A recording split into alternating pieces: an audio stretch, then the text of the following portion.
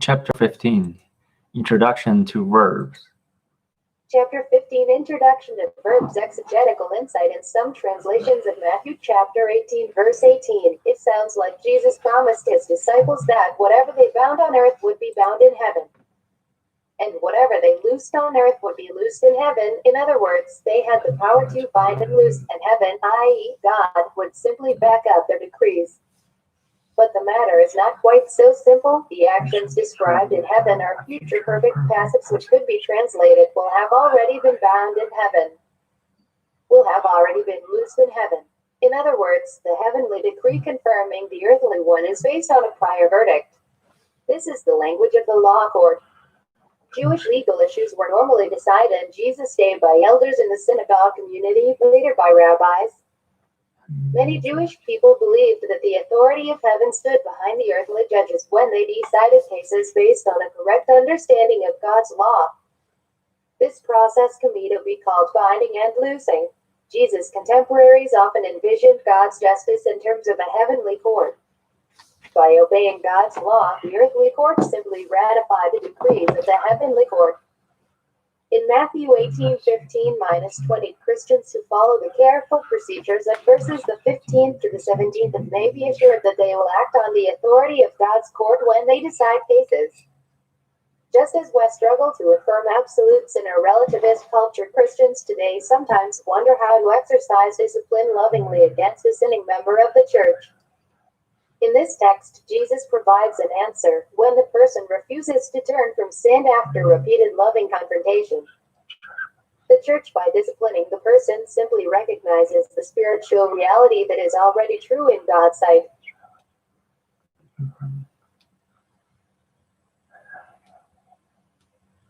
How to accept discipline lovingly against a sinner.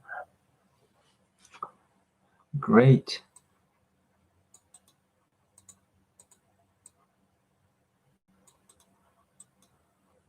In this chapter, we will learn the basic grammar relating to English verbs, the following terms: agreement, person, number, tense, time, voice, mood, the main components of the Greek verb stem. Connecting vowel, personal ending.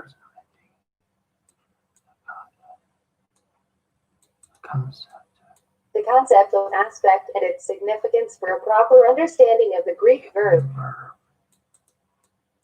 In Chapter 5, we covered the basic grammar relating to nouns. Now it is time to begin with verbs.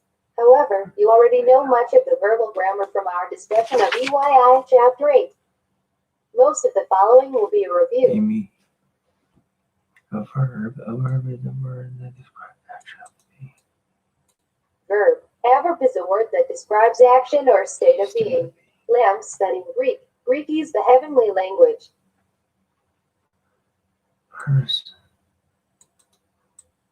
Person. There are three persons, first, second, and third. Each first person is the person speaking, I be. Asterisk, second person is the person being spoken to you. Third person is everything else, he, she, it, they, book. Number refers to whether a verb is singular, referring to one thing, or plural, referring to more than one thing. Lamb the teacher, they are the students. Agreement. Agreement. A verb must agree with its subject in person and number. This means that if a subject is singular, the verb must be singular. If the subject is third person, the verb must be third person. For example, you would not see Bill say to the class that there are no tests. Since Bill and test are singular, you would say, Bill says to the class that there is not a test. The presence or absence of the s at the end of says is an example of agreement in English. You also would not see a word here.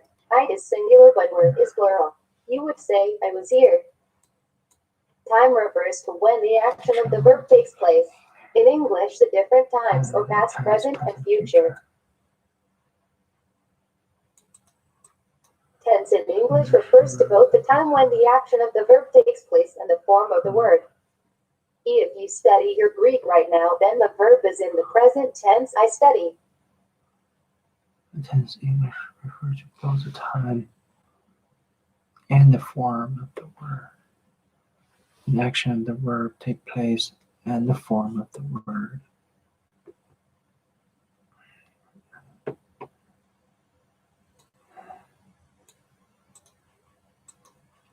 If you were planning on doing it tomorrow, then the verb is in the future tense. I will study. English forms the future with the helping verbs will, shall. If you did it last night, then the verb is in the past tense. C7 studied. English often forms the simple past tense by adding ed to the verb study to studied. As well as obviously to bear. While it is obvious, it bears emphasis that the time of the verb is from the standpoint of the speaker, writer, not the reader. What is present to the biblical writer may or may not be present to us. Present. What is present to biblical writer may or may not be present to us. Aspect. The consecutive aspect is often missing from traditional grammars because it is a contribution from the relatively new field of linguistics. Aspect is not the same as tense, although it is related to it. What is the difference between saying I studied last night and I was studying last night? The first sentence, I studied last night, says that an event was completed last night. It does not give you a clue as to the precise nature of your study time other than it was accomplished. It views the event as a completed whole. This is called the completed aspect. It is usually used of events in the past. The perfective aspect is formed in English by using the simple form of the verb I eat, I ate. Second. The second sentence, I was studying last night, describes the studying as an ongoing action, a process, something that took place over a period of time. This is called the continuous aspect. The imperfective aspect is formed with helping words. I am eating, I was eating. Perfected, imperfect. Perfected aspect can be designed, completed, can be definitely different times.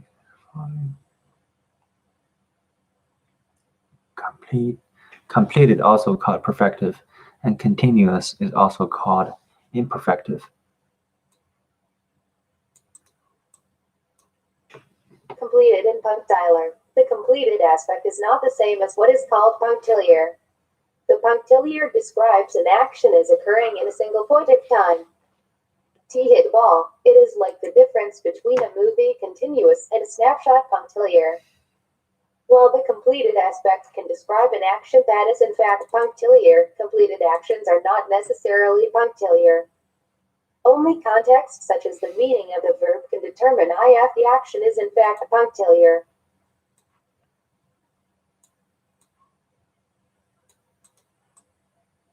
Voice refers to the relationship between the subject and the verb. If the subject does the action of the verb, then the verb is in the active voice.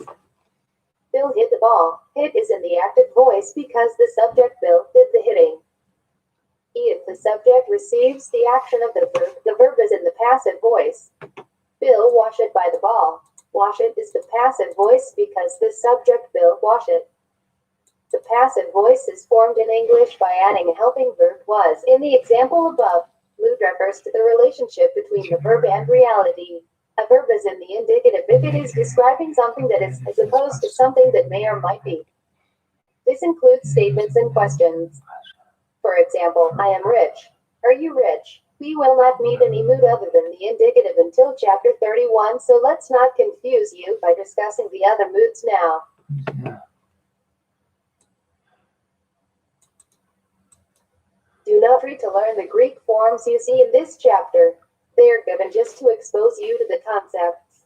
We will start learning the actual forms in the next chapter.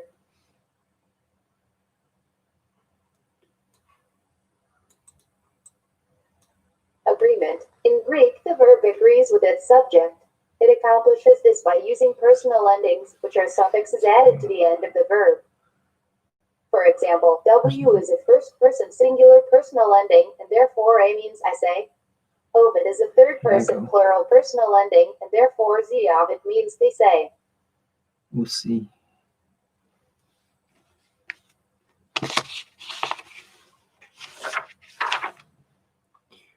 The verbal stem aku means to hear. Aku, I hear. Aku is you hear. Aku a she, he, it hear. Aku ome we hear. Aku ate you hear. Aku oc they hear. Persons. In English, there are three persons.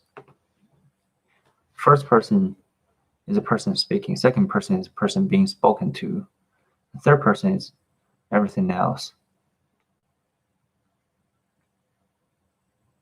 A verb must agree with its subject in person.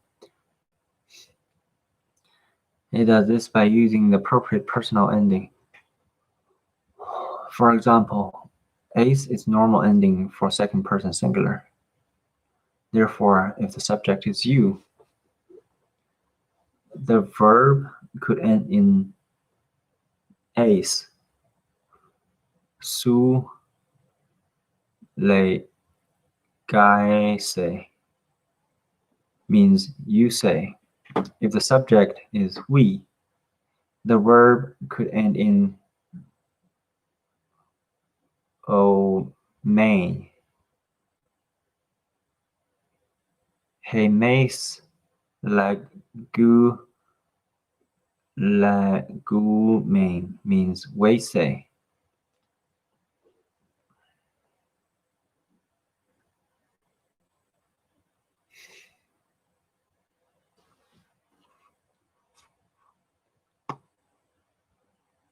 Because Greek verb always indicate person, the Greek sentence does not require an expression. Does not require an expressed subject. A verb by itself may be a complete sentence. Both I go, Lego, and Lego mean I say. Number.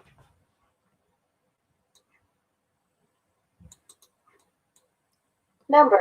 As with nouns, verbs are either singular or plural. Different personal endings are used to differentiate number. If subject is I, then the personal ending will be a first-person singular W. If the subject is we, then the personal ending is a first-person plural OOPEV.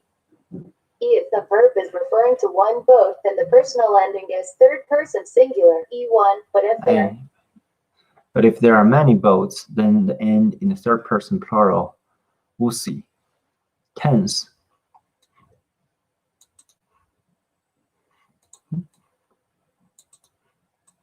Tense. The term tense is used differently in Greek grammars from English. It is easy to become confused. It perhaps would be easiest at first simply to use tense and time interchangeably. But this would build a misconception into your basic thinking that will constantly get in the way of proper exegesis down the road. So, from the very beginning, we will use precise terminology.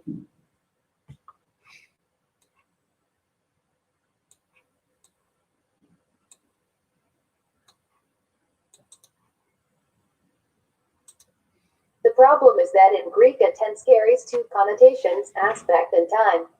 For example, the aorist tense describes an undefined action, aspect that normally occurs in the past time. In this grammar, we use the term tense to refer only to the form of the verb, e.g., present tense, future tense, aorist tense. And we do not use the term to designate when the action of a verb occurs. We always use the term time to describe when the action of that verb occurs. Do not confuse tense and time.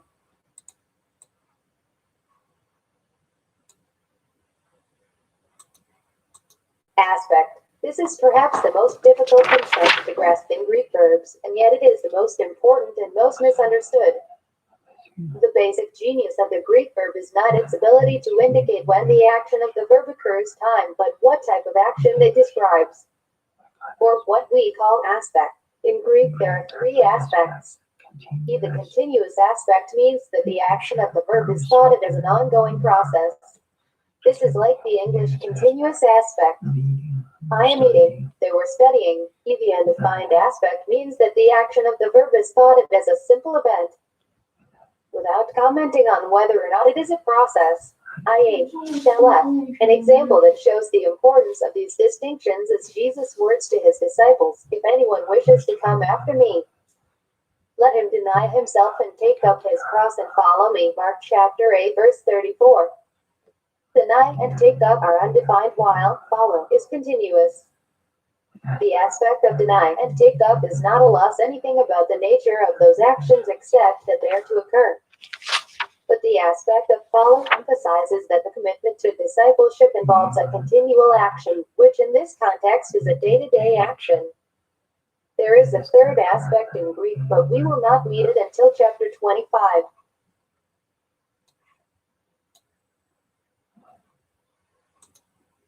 Voice. Greek uses a different set of personal endings to differentiate the active from the passive. Here iw means I eat, while eo1 means tam being eaten. Greek has a third voice called the middle. Although it has several different nuances, for the time being equate the middle with the active. We will discuss the middle voice in chapter 25. Okay, very nice.